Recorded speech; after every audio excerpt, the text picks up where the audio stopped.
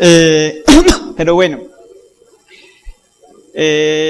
muchas caras conocidas, muchas no conocidas.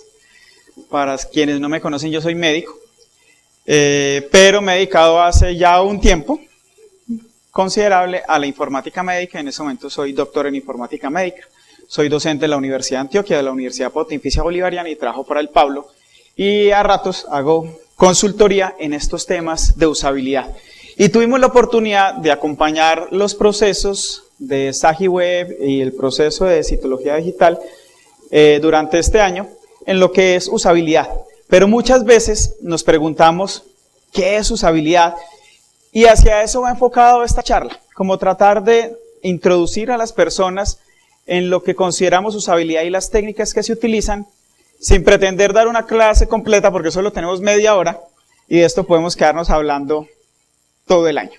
Pero simplemente mostrarles algunas cosas, y de lo importante que es la usabilidad, y entenderlo verdaderamente, qué es, por qué es necesario hacer usabilidad, cuándo debemos hacer usabilidad, dónde y cómo. O sea, cómo son esos diferentes momentos donde la usabilidad cobra importancia y la implementamos en el proceso de software.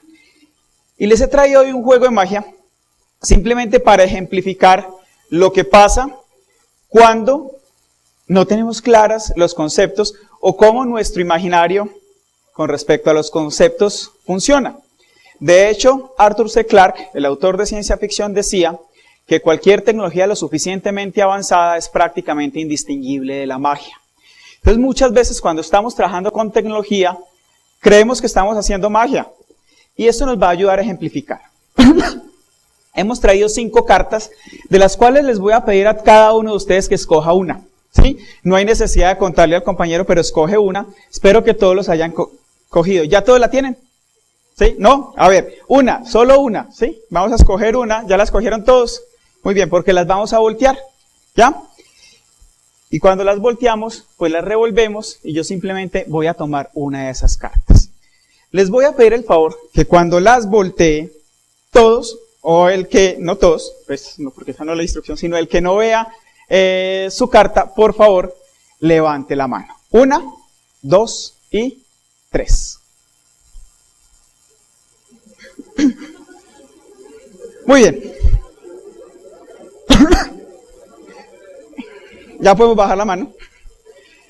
Eso sucede entonces cuando los conceptos, la tecnología, y no nos cuentan las cosas cómo funcionan. Como buen mago no cuento el secreto, ustedes ya lo deducirán en el transcurso de la presentación. Entonces, primero, ¿qué es usabilidad? ¿Sí? En realidad es un concepto que nos habla de métricas, nos habla de medidas, de cosas que podemos hacer objetivas y que se las medimos a un producto. O sea, desde el punto de vista de la persona que lo va a utilizar o del usuario. ¿Pero qué se le mide? Se le mide ese producto, qué tan fácil de usar es. ¿Sí? ¿Quién ha tenido dificultades en encontrar el botón para prender o apagar un dispositivo con un control remoto? Generalmente son muy fáciles de identificar porque tienen un color diferente, tienen una ubicación predominante, y eso son herramientas que nos facilitan la usabilidad. Pero ¿quién ha tenido problemas con una puerta? Que usted llega y la jala y no, resulta que se empuja, ¿ya?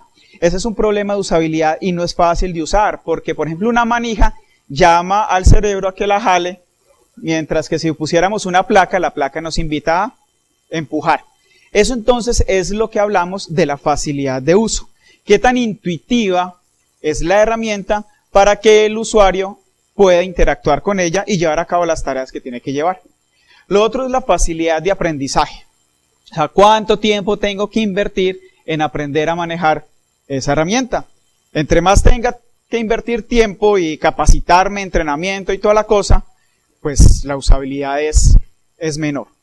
Tenemos sistemas de información en salud que requieren que un médico se entrene 19 horas en ese sistema, probablemente no está hablando muy bien de esa usabilidad.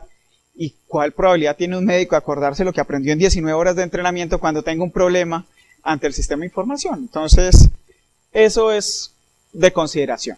Lo otro, perdón, es que el usuario tenga una satisfacción subjetiva con esa herramienta que está utilizando. O sea, que él no se siente incómodo, que no le estorba, que no se sienta que algo no funciona bien, porque eso va a generar rechazo. Y entonces simplemente dice, la cosa no funciona, no sirve, puede que sí sirva, pero la persona no se siente a gusto y desde usabilidad puede que no dé resultados. Lo otro es que hay que tener ciertos grados de flexibilidad y de personalización, porque no todo el mundo hace las cosas de la misma manera. Y entonces debemos de permitir ciertas flexibilidades para que las personas se adecúen. Y por último, pero no menos importante, es cómo esa herramienta, para la tarea que está diseñada, impacta en los errores que comete el usuario. Si la herramienta facilita o al menos no evita que ocurran errores, es pobre en usabilidad. El ejemplo de la puerta. Un error es simplemente accionar la puerta en el sentido que no es, eso ya se convierte en un error, nadie se murió por eso, pero sigue siendo un error. ¿Queda claro ahí? Entonces son esos factores, es facilidad de uso, facilidad de aprender, satisfacción subjetiva, flexibilidad y el control de los errores. ¿Cómo se obtiene entonces una buena usabilidad cuando hablamos de software? Hay muchas metodologías, pero una de las más difundidas se llama el diseño centrado en el usuario. ¿Qué es eso de diseño centrado en el usuario? No es diseño centrado desde la ingeniería, desde cómo pienso yo que debe ser, sino dando respuestas a las necesidades del usuario. Y ojo con esa palabra que enfatizo, necesidades, porque muchas veces el usuario no sabe qué necesita, sabe qué quiere. Y ahí entonces hay que desarrollar un arte muy importante y es poder ayudar a gestar esa verdadera necesidad más allá del deseo. Y nos permite, pues adicionalmente, dar respuesta entonces en ese sentido.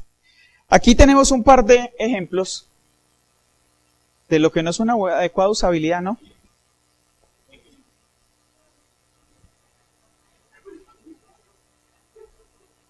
Pero alguien desde el diseño consideró que eso estaba correcto, ¿sí? Ahora, preguntémonos por qué debemos preocuparnos por la usabilidad, ¿sí? Los estudios han mostrado que cuando un objeto es más usable, el beneficio percibido por el usuario es más alto. Y cuando uno está más cómodo con una herramienta que es o es más fácil de usar o es más fácil de aprender, pues yo optimizo la eficiencia y la productividad, porque no pierdo tiempo en cosas que no debería estar perdiendo tiempo. Y lo otro es que si yo aumento la capacidad de que la gente se entrene en el uso de la herramienta, estoy disminuyendo un tiempo de formación que generalmente en las cadenas productivas son bastante costosos. Y si en el sector salud tenemos que sacar a todo un hospital para entrenarlo en una herramienta, ¿qué pasa cuando yo saco a esa enfermera, a ese médico de estar al lado del paciente? Pues la tengo que reemplazar, simplemente no la puedo sacar y dejar al paciente a merced, y eso empieza a incurrir unos costos altos en los procesos de implantación de sistemas de información. Lo otro es que sistemas usables aumentan la fidelidad de los consumidores y eso pues en el mercado es importante. Adicionalmente, que nos permite retenerlos. Y a su vez, esa satisfacción subjetiva pues nos va a mejorar el posicionamiento de la marca, por así decirlo. Lo otro es, desde el lado de desarrollo, cuando uno tiene claras los conceptos de usabilidad, disminuye los tiempos de desarrollo y la complejidad de las herramientas. Y un ejemplo clásico en salud es que uno frecuentemente ve un sistema de agendamiento de citas y por allá desarrollan un sistema de asignación de quirófanos. ¿Qué diferencia hay entre asignar una cita y un quirófano? Absolutamente nada. Porque usted lo que está haciendo es metiendo un paciente en un espacio físico, en un recurso de tiempo, con un personal, que puede ser uno o varios, y unos dispositivos que tiene que tener disponibles. Conceptualmente, desde la ingeniería y la arquitectura es lo mismo. Pero si uno no es capaz de darse cuenta que son dos procesos exactamente iguales, termina desarrollando dos aplicaciones para soportar la misma tarea. Y eso cuesta mucho para el desarrollador y para el implementador. Por consiguiente, entonces también disminuimos los costos del desarrollo, los costos de soporte también, porque si usted se anticipa a las verdaderas necesidades del usuario, no va a estar con la mesa de ayuda permanentemente, oiga, venga, ¿cómo hago esto? O venga, ¿por qué no me hace este parche? O venga, ¿por qué no me hace esta cosa? Y muy importante, ya se los mencionaba ahorita, es la posibilidad de disminuir los errores que estén cometiendo los usuarios. Y además que es que los errores en medicina se tapan con tierrita, sí. La gente se muere y eso no es lo ideal. La idea es que los pacientes sigan vivos. Si nosotros miramos... ¿Cómo? Estuvo violento el comentario. Pero es verdadero, ¿no, doctor Zuluaga? Si nosotros miramos algunas causas de mortalidad en los Estados Unidos, esto es de un estudio que se llama Rares Humano, vemos que al año en Estados Unidos en la aviación comercial se mueren aproximadamente 330 personas. Y ustedes ven que cuando se cae un avión, eso pues le da la vuelta al mundo. Es una de las industrias más seguras en realidad y es una de las primeras que adopta la usabilidad. De hecho, los conceptos de usabilidad vienen de la industria de la aviación. Pero si nosotros vemos, en Estados Unidos se mueren 4.000 personas ahogadas, 17.000 personas por SIDA, 43.000 personas por accidentes de tránsito y 98.000 personas al año por errores médicos.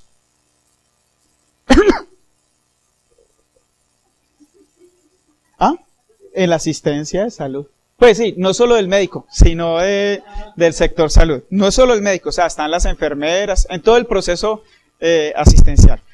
En Colombia se mueren 15.000 personas. El cuadro no es diferente. Están muriendo más personas por los errores asociados con los servicios de salud que por accidente de tránsito o la violencia. ¿Y eso a qué lleva? A demandas que se pagan con patrimonio, con plata, y entonces eso nos debe llamar la atención. Sistemas de información para salud tienen que ser sistemas seguros, que no aumenten el riesgo, ni aumente la probabilidad de cometer un error del personal asistencial cuando están ahí, porque ¿quién va a responder por ellos? Seguramente no van a venir a demandar al programador. Va a tener que responder el personal de salud, pero tenemos que tenerlo en cuenta. O si las cosas van cambiando, de pronto nos empiezan a reflejar esas responsabilidades porque el sistema fue el que falló. Cuando uno analiza el código, el 48% del código se encarga de la interfaz, o sea, de la relación con el usuario, de lo que estamos viendo. Entonces, por favor, que esa mitad del código, el 48%, haga algo bueno y dediquémonos a que eso funcione. Y no caer en la trampa de las excusas. ¿Por qué no hacer usabilidad? Que muchas veces se esbozan. Una de ellas es que tenemos que ser los primeros en el mercado, y el ejemplo clásico es Google. Google no existía en el mercado de los buscadores cuando sale con su estrategia de búsqueda. Antes estaba Hasta la Vista, el mismo Hotmail, Yahoo, todos esos existían, que eran sistemas de búsqueda basadas en menús. ¿Cuál fue la innovación de Google? Simplificar y minimalismo, poner un cajón de búsqueda y un botón buscar, y simplemente presentarle la información y los resultados al usuario en una forma que, según los diseñadores, era lo que esperaba el usuario, ¿sí? Y se ideaban pues unos algoritmos y otras cosas para optimizar ese ordenamiento, pero era mucho más amigable. Usted no se tenía que enredar con menús ni nada por el estilo, ni categorías, que lo hacía bastante difícil de utilizar. Lo otro es que el presupuesto no nos permite especialistas de diseño. El cuento es que usabilidad no es un problema de diseño. Usabilidad es un problema de concepto en el ciclo de desarrollo del producto. Que el diseño aporta, sí, claro. Pero si ustedes se meten, por ejemplo, a la página web de los gurús de usabilidad en el mundo, el diseño es cero. Esa página es amarillita, blanca y azul. Y pues, eso dice uno, ¿cómo es posible? Claro, pero usted no se pierde nunca en esa página y cumple con todos los criterios. Que ese es uno de los errores frecuentes. Que es muy bonita, es muy usable. No, pueden que entre más bonita seas, más enredada de utilizar, porque uno no encuentra los elementos que necesita. ¿Los requerimientos son lo suficientemente claros para hacer lo que hay que hacer? Falso. Porque los requerimientos muchas veces salen del deseo o ni siquiera están reflejando intríngulis del sentir del usuario, y la jefe es experta en en levantar requerimientos y que después no le respondan a sus necesidades. ¿Esta es muy común? Pues a mí me parece que así está bien, pues. Sí, así, a mí me parece que así está bien y entonces lo hacemos así. En realidad hay que tener en cuenta que hay normas de oro, hay reglas de oro que nos orientan de cómo hacer usabilidad. Y ahorita Omar nos va a estar contando de las reglas de oro de los dispositivos móviles, ¿no? Pues una aproximación a ellas. Más o menos, sí, no, pero él nos va a estar contando, por ejemplo, que para dispositivos móviles, que es el tema, pues hay unas reglas que tenemos ahí. Muy bacano si lo podemos hacer así, ¿sí? Uy, nos hacemos un hit ahí. Ese es bastante, pues, peligroso. No, pues que el usuario se termina acostumbrando, pues eso nos lavamos las manos y eso lo oye uno frecuentemente. O, para eso está la mesa de ayuda, ¿no? Hay que justificar la mesa de ayuda. No son mías, están publicadas, pues, en realidad, y son las que se evidencia cuando con el personal que supuestamente debe implementar usabilidad en sus procesos se han hecho, pues, algunas encuestas y de ahí salen ese tipo de excusas. ¿Cuándo? Entonces ya les he dicho, en cualquier ciclo del desarrollo de un producto y no solo de software. O sea, la usabilidad aplica para una silla, para una puerta, para lo que sea. Lo que pasa es que hoy nos preocupa es el sector salud y el software en salud. Pero sí hay una clave, entre más temprano mejor. Porque cuando uno ya tiene errores acumulados dentro del desarrollo, devolverse eso cuesta un montón. Entonces, ¿qué hacer cuando yo ya he empezado? Cuando ya ha empezado, entonces, más bien haga esa liberación y para la próxima versión, empiece a trabajar como debe de ser. No intervenga, no parche algo que tenemos ahorita, sino más bien estabilícela y más adelante empieza a aplicar usabilidad. Lo otro es que no se aplica todo a la vez, sino que lo vamos haciendo paulatinamente. Y si es un producto nuevo, pues mucho mejor, porque puede arrancar uno desde el diseño, desde cerito. Y muchas veces la solución también es que la próxima versión es un producto nuevo. Y es arrancar de cero. Y por aquí también tenemos a alguien que sabe que es mejor devolvernos del todo. ¿Dónde hacerlo? Entonces ya les dije, no es problema de diseño. En todas las partes donde se desarrolla software y en toda la cadena de desarrollo de software hay que aplicar los principios de usabilidad. Y hay una clave. El compromiso por parte de los ejecutivos para poder dedicar esos recursos y poder entender cuál es el valor de dedicarle tiempo y esfuerzo a la usabilidad en la proyección de la utilización de ese producto. Porque si uno no tiene el compromiso de los de arriba, entonces empiezan a presionar. Oiga, entregue. No, pero es que no podemos entregar porque estamos asegurando que no vamos a cometer errores. ¿Ya? Ay, me río, ¿Cómo hacerlo? Técnicas hay muchas. La principal, pues, que nosotros utilizamos en estos proyectos se llama UFURT, que es un análisis de usuario, funcionalidad, representación y tareas, donde, miren, empezamos con el usuario, entender quién es el que va a usar las cosas. La función es qué es lo que él hace rutinariamente. La R, la representación es con qué lo hace y cuáles son los esquemas mentales que tiene para hacerlo. Y las tareas es ya de componer diferentes representaciones que den respuesta a esa función, cuál es la óptima y poder encontrar una solución ideal. Y los otros son diferentes tipos de evaluaciones o de estrategias, donde están incluso hasta los estudios de trazado de movimiento ocular, que últimamente me he dado cuenta que están muy de moda. Todo el mundo está ofreciendo entre sus portafolios, es que tengo un laboratorio de usabilidad. ¿Sí? ¿Qué hacen? Eye tracking. Pues no, el eye tracking sirve desde la investigación básica para poder entender a qué es lo que las personas hacen énfasis, pero no nos da ni siquiera respuestas, que es lo que hay que cambiar. El eye tracking nos dice dónde está mirando la gente, pero no nos dice dónde están los problemas. Entonces, también ojo que con la moda que hay de eye tracking como la única cosa de usabilidad, es peligroso. ¿Cómo hacerlo? Ya les decía, iniciar pequeño, no hay que aplicarle usabilidad a todo, pero sí es importante hacerlo en los procesos que sean frecuentes, de mayor riesgo, y donde podamos evaluar y modificar esos flujos. O sea, que en realidad los flujos sean muy claramente definidos o modificables y que podamos moldear. Si es una tarea que ocurre en el 1% de las veces, probablemente yo a eso no me dedique. Pero si es algo que vamos a hacer todos los días repetitivamente y que por ahí está pasando a todos los pacientes, a eso hay que aplicarle. Hay que definir un sistema de calificación, hay muchas metodologías y uno va mejorando con el tiempo. Otra de las técnicas que hay es la evaluación heurística, que nos permite, estas son reglas de oro, que cualquier persona puede estar entrenado y mirar una pantalla y ver si se viola alguna de estas reglas. La primera es consistencia, y es que cuando usted use una palabra en toda la aplicación, la palabra siempre signifique lo mismo. O cuando usted use un icono, el icono siempre signifique lo mismo. Que el icono no tenga dos funciones en dos pantallas diferentes y que el icono de salir no sea tres formas diferentes. Crucecita, puertica y manito. ¿Alguien conoce? Lo otro, la representación concordante. Y es que lo que yo tengo en la cabeza se represente adecuadamente en lo que estamos exteriorizando.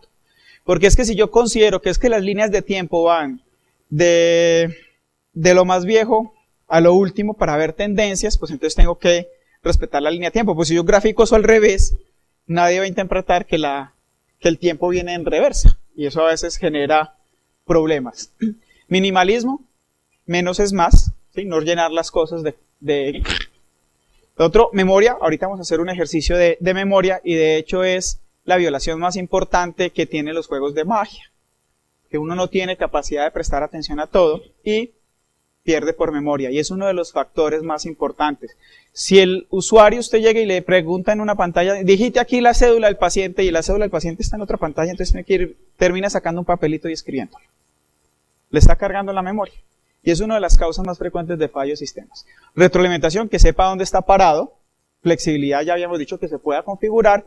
Y ojo con los mensajes de error, que no sean así crípticos y toda la cosa. Orientado a la prevención de errores, que seamos claros cuando estamos cerrando la aplicación y pues no ocurran cosas crípticas. Que tengamos deshacer. Muchas veces no implementamos el deshacer, porque es que uno puede cometer errores, pero si los coge hay que deshacerlos hasta cierto punto. Ojo con el lenguaje. Ayer hablábamos del lenguaje, ¿no? De lo que significa incluso en el mismo país diferentes términos. Tratando de definir mazamorra, sí, o peto, pues, o el claro. Para nosotros es muy común, que es el claro, pero explicarle a un santanderiano que era el claro, o el guarapo. La expectativa del guarapo era diferente, sí, el guarapo, pues todos sabemos que es la panela con limón, allá no, eso es una limonada de panela. O el guandolo, que se utiliza también en algunas regiones de nuestro departamento, pero el guarapo esperaban una bebida alcohólica, ¿no? Entonces quedaron un poquito defraudados. No, mentira. Pero no, ojo con eso, el lenguaje es muy importante, y en salud también, porque termina uno evaluando lo que no es. Que el sujeto, el individuo, sienta control de la aplicación, no que la aplicación lo está controlando a él, y que haya una documentación y una ayuda adecuada. Algunos ejemplos, pues... Esto confunde.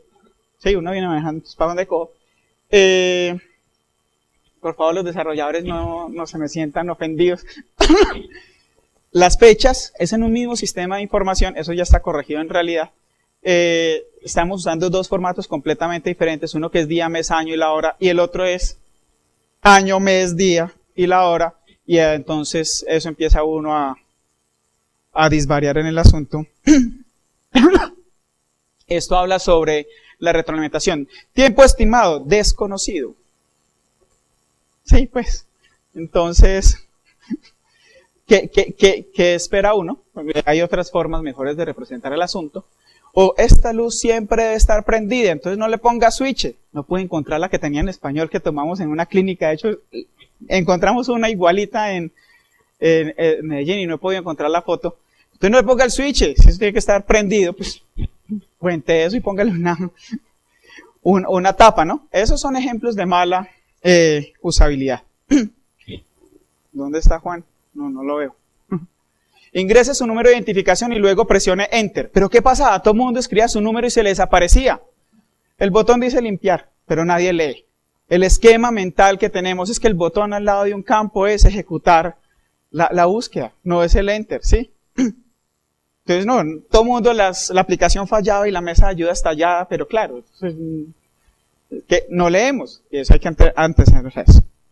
Otra de las técnicas es el análisis flujos de trabajo, es buscar tareas redundantes, cuellos de botella, todo eso, y esos son los que debemos intervenir y mejorar. Nuevamente los errores, y debemos arreglar los flujos, incluso antes de llevarlos a automatización. Un error muy frecuente es que uno viene con la solución ya armada, pues la institución ya tiene un flujo y entrar a cambiar un flujo de trabajo, eso es complicadísimo. Los sistemas se deben adaptar a las instituciones, no las instituciones a los sistemas, porque si no terminan rechazando el sistema. Y el hospital, al frente, pasando la calle, pueden estar ahí y funcionan completamente diferentes. Y los modelos son completamente diferentes, eso hay que tenerlo en cuenta. Cuando estemos haciendo flujos de trabajo, no es preguntarle solamente a la gente qué es lo que hace, cómo lo hace eso, hay que ir a mirar y preguntarle 5 veces por qué lo hacen.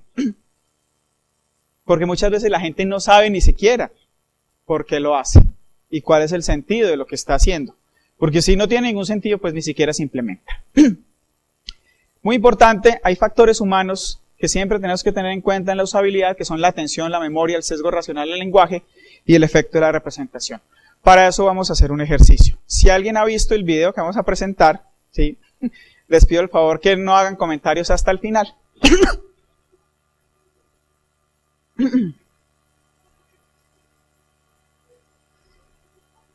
Entonces nos dice que contemos cuántas veces, el ejercicio es contar cuántas veces los jugadores de blanco se pasan el balón. ¿De acuerdo?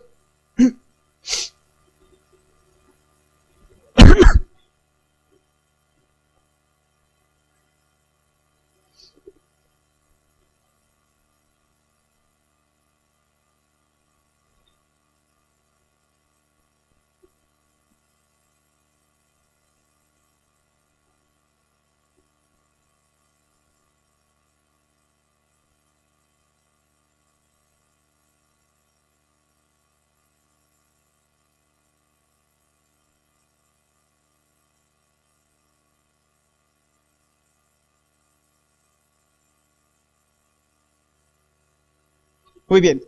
¿Quién contó 16? Bueno, estaban medio atentos, ¿sí? ¿Ah? Sí, no, la respuesta es 16, ¿ya? Si estábamos atentos. Ahora, ¿quiénes de los que no habían visto el video? ¿Quiénes no habían visto el video? Ok. ¿Vieron el gorila? Generalmente la mitad de las personas que no han visto el video no ven el gorila. Por ahí están las expresiones. ¿Cuál gorila? Vamos a ver el gorila.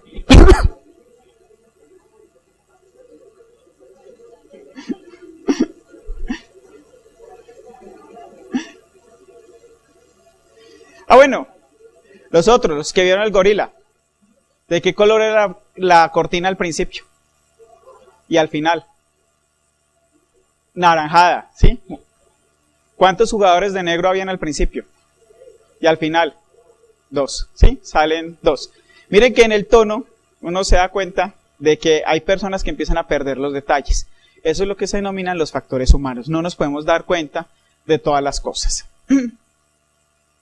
Simplemente vamos a rebobinar.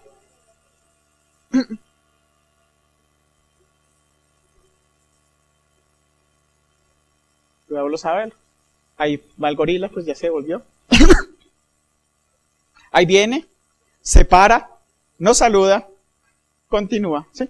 Para aquellos que no lo vieron, en realidad la capacidad de percepción humana es muy limitada, ¿ya? Y cuando uno no está prestando atención a ciertas cosas, desconoce el resto del mundo, y siquiera, porque si no estuviéramos bombardeados de información. Eso pasa también con los sistemas de información. Hay que tener mucho cuidado cómo manejamos la atención de los usuarios, cómo manejamos la memoria de los usuarios, a dónde los estamos dirigiendo, porque esas son verdaderamente las principales causas de error, los factores humanos. Recomendaciones entonces, utilizar si van a hacer diseño web, los gurús son Jacob Nielsen y compañía en newseed.com. Van a ver que la página no es bonita, pero es usable.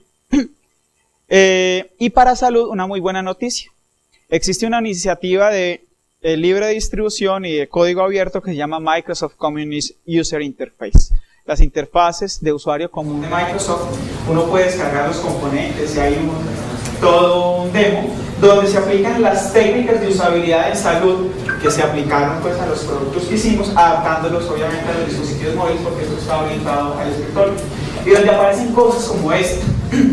Esto es lo que se denomina una línea de vida. Es un paciente que vimos en noviembre del 2012 que era diabético, tenía neuropatía y además era alcohólico. Empezó con unos eventos de mareo, hizo un evento de cetoacidosis diabética desencadenado por un pie diabético infectado y además el 4 de noviembre empezó una sepsis. Entonces ahí tenemos el resumen de historia que ha pasado con ese paciente gráficamente.